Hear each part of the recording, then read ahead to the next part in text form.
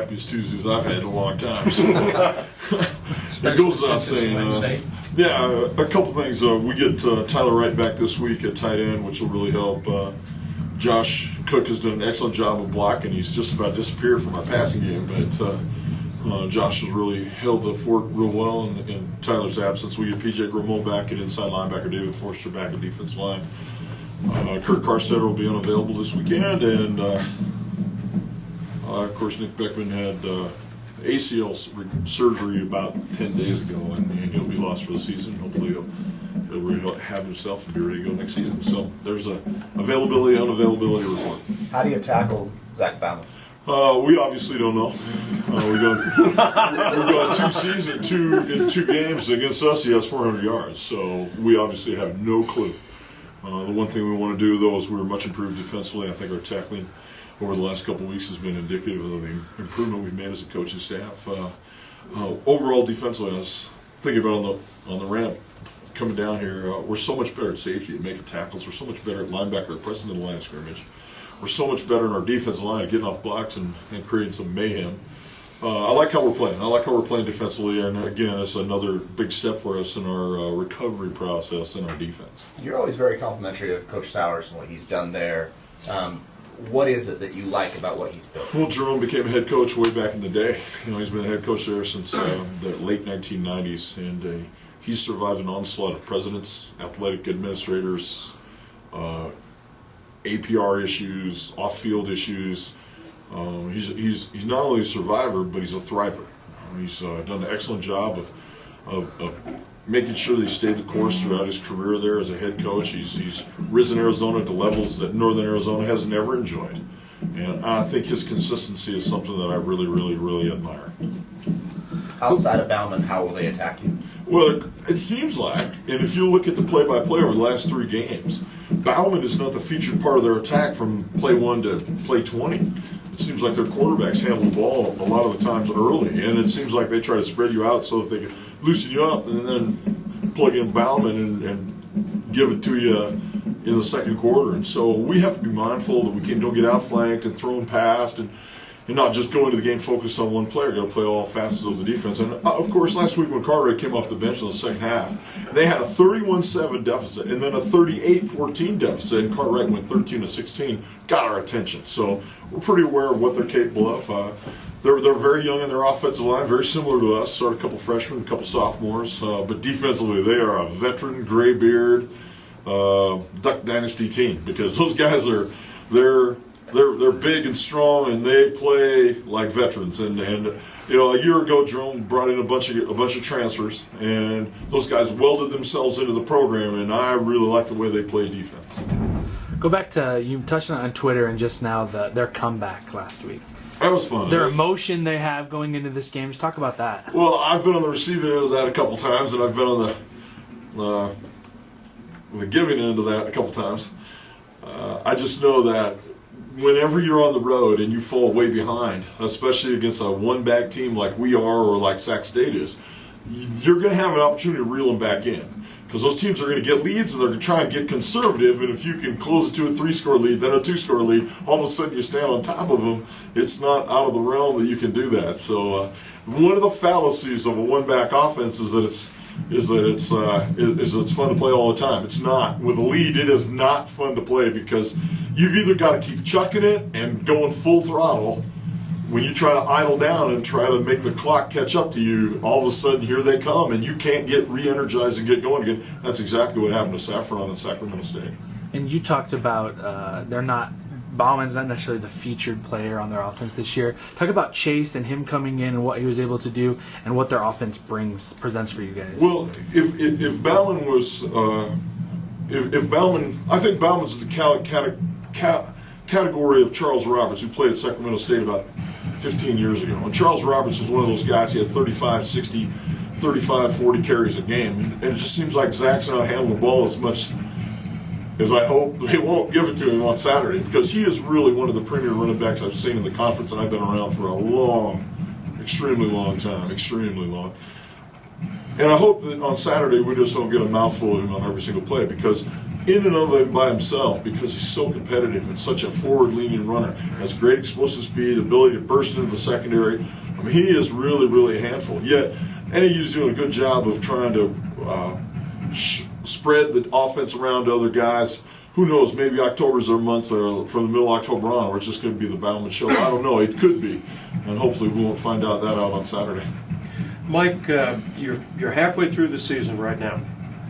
Can you, in general terms, assess your team at this point in time, at this point in the season, and just to follow it up, are they where you thought they'd be? Are they ahead of the curve? What's your assessment? We're behind. We're behind our ability. We're ahead in terms of learning how to play the game, but we're behind in our ability. We lost 2 games that, really we felt like we had a great chance to win, Mark. And so I think there's always going to be a slight range of good and bad that you're going to play in as a team. And we played below our ability in those 2 games that we lost, 2 conference games we lost. And I said it was a coaching staff issue. And it is a little bit, it's more of a confidence issue, and I thought last Saturday, because we played so well from the second play to the end, we didn't turn the ball over a lot, we didn't have hardly any penalties, we tackled very well. It was a complete, consummate coaching staff victory. I'm proud of the way we played. I think, had we played even within 10% of that range in those other 2 ball games, the results would have been a bunch different. In fact, I practiced talking about being 5-1 as I walked down here with Steve after the game. I was talking about how I was going to respond to us being, all right, we're 3-3 and not 5-1. So the main point is that in order to rise a program, you're going to have a breakthrough games, a series of plateaus that you get to. And we're on that plateau now. Let's hope we didn't find a false summit last Saturday and slide back, where we start doubting ourselves again, missing tackles, fumbling the ball, throwing interceptions, and doing things that have nothing to do with the ability of the other team. Whereas this past Saturday, we played well enough to show that our ability was better than Northern Colorado's ability, and Northern Colorado played a pretty error-free game themselves. So it was a great contest by 2 teams that weren't necessarily equal, because we played better throughout the day. Mm-hmm. So how do you make sure you continue to rise and not hit that plateau? What's the key? Jeff, that's why I get paid a lot of money. I mean, really, I can't predict that we'll be able to do that. At some point in this program, though, we're going to continually play at a certain level because we're physically good enough to be able to do that. And with a number of good players returning, we have height, weight, size, and speed. Now we just have to have belief, but we have to play from kickoff on. We have to play from kickoff on. And I think that's really my greatest challenge now in our program, because we have coaches in place, we have players in place. Now it's me. I've got to get the team to be able to play from kickoff on. So is it just game experience from now on? Well, it's just a matter of me doing a better job. I think there are good coaches that know how to get their guys, and when you're rising a program, to play at a level where they never recede from. And I don't want us to recede, because now we're certainly good enough in all phases of the game to stay at this level. We should play like this all the time. We should have played like this 3 games ago. You beat a team that you should beat at home in Northern Colorado. Is that part of the stepping process of, listen, we knew we could come out there and beat this team, and we did, and now you go on a road where I don't think anybody will believe that you could beat NAU. Does the mindset change at all there? What is the thought process? Man, I got a good feeling for those 3 teams that we played, and there's no difference between Northern Colorado and Cal Davis. And, I mean, it's just the same thing is true about University of North Dakota. I mean, those are 3 teams that are all about the same. They've got a lot of great opportunities for themselves in the rest of the season, and yet we were the team that I feel like we should have been dominant in all 3 of those games. We should have played those first 2 games like we played on Saturday, because we were certainly capable of. Not that we finally put it together, but we finally elevated ourselves to a standard of performance that should be no going back from. Last week you found the offensive line combination that you've been looking for ever since Nick went down. They had a great game against basically a 3-man front. How's that going to change this week? Well, they were in some 4-man front too last week, and our pass pro was just outstanding throughout the day. In fact, when Justin ran the ball a couple times last week, it was against 2-man pressure where the nose just stood there, and he actually pushed himself out of the pocket and didn't play as well as he will play eventually in his career for us. So Our offensive front continues to evolve. We're desperately young, but now we're not young. 6 games into the year, okay, we're not young anymore. Quit saying it. Except Thomas. Well, Thomas has played 1 game, but now he's played 80 plays or 86 plays, and now he's a veteran. And you got a little gray in the temple and got one of those long beards. So, no, it's just a matter of he's been in the program now for 2 months.